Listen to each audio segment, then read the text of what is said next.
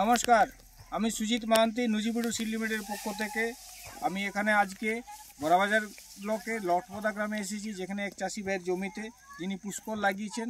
তো সেই পুষ্কল জমিতে আমরা সমস্ত চাষি ভাইয়ের উদ্দেশ্যে এবং রিটেলার বন্ধুদের উদ্দেশ্যে আমি জমিতে লাইভ দেখাতে চাই যে আপনারা দেখুন আজকের দিনে বাদ জমিতে সবথেকে সাড়া জাগানো এক ভ্যারাইটি, সেটা হচ্ছে পুষ্কল NP9153। তো সমস্ত চাষি ভাই এবং রিটেলার বন্ধু আপনারা দেখুন এই পুষ্কল ধান চাষি ভাইরা কেন চাষ করবেন।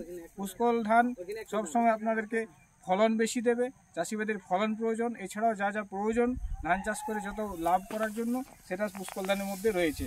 প্রথমত পুষ্কল ধানের ফলন বেশি পেতে হলে, যে কোনো ধানে ফলন বেশি পেতে হলে আপনার শীষ বেশি হতে হবে, শীষের দানার সংখ্যা বেশি হতে হবে, সেটা পুষ্কল ধানের মধ্যে রয়েছে। আমরা দেখেছি যে পুষ্কল ধান এত কম সময়ের 115 থেকে 120 দিনের ধান, সেই ধানের ক্ষেত্রে কিন্তু প্রতি শীষের দানার সংখ্যা অনেক বেশি, 250 থেকে 300টা পর্যন্ত প্রতি শীষে দানা আছে, এবং দানা খুব পুষ্ট দানা, শীষে কোনো আগড়া নেই বা চিটে নেই, প্রত্যেকটা দানা পুষ্ট দানা, তাই ফলন চাষি ভাইরা বেশি পাবেন। এছাড়াও ফলন পেতে হলে যেটা আরেকটা বিষয় দরকার, সেটা হচ্ছে শীষযুক্ত পাশকাঠি। শীষযুক্ত পাশকাঠি পুষ্কল ধানে দেখুন, সমস্ত চাষি ভাইকে বলবো বা রিটেলার বন্ধুকে দেখুন, শীষযুক্ত পাশকাঠির সংখ্যা অনেক বেশি তুলনামূলক বাদ জমিতে, যেটা দেখেন 12 থেকে 14টা শীষযুক্ত পাশকাঠি রয়েছে প্রত্যেকটা গাছে। এখানে আপনার শীষে দানার সংখ্যা বেশি এবং শীষ সংখ্যা প্রতি গাছে বেশি। এখানে অন্যান্য বাদ জমি ধানের থেকে এই পুষ্কল ধান এখানে অনেক বেশি ফলন দেওয়ার ক্ষমতা রাখে।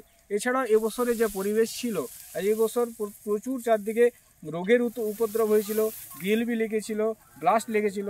সেখানে দেখেন এই জমিতে কোনো রোগের উপদ্রব নেই, দেখতে পাচ্ছেন কোনো রোগ নেই, একেবারে গাছ সুস্থ রয়েছে। তো তার জন্যে চাষি ভাইয়ের এখানে রোগের জন্যে স্প্রে করতে হয়নি, স্প্রের খরচও লাগেনি এবং লেবারও লাগেনি। এখানে একটা সাশ্রয় হচ্ছে পুষ্কল ধান চাষ করার জন্য। এছাড়াও আজকে এই বছর সদ্য আমাদের মান্থা ঝড় পেরোলো বা বৃষ্টি পেরোলো, তাতে কিন্তু অনেক ধান পড়ে গেছে। পাশে দেখেন, ওইখানে দেখেন ধান পড়ে আছে, কিন্তু এখানে পাশেই দেখেন পুষ্কল, যেটা এখানে কিন্তু ধান পড়েনি। সেই জন্য চাষি ভাইদেরকে বলবো এটাও একটা ভালো জিনিস, যে ধান যদি না পড়ে থাকে আপনার মেশিনে কাটতে সুবিধা হবে, সহজে কাটতে পারবেন বা ধানের ক্ষয়ক্ষতি হবে না।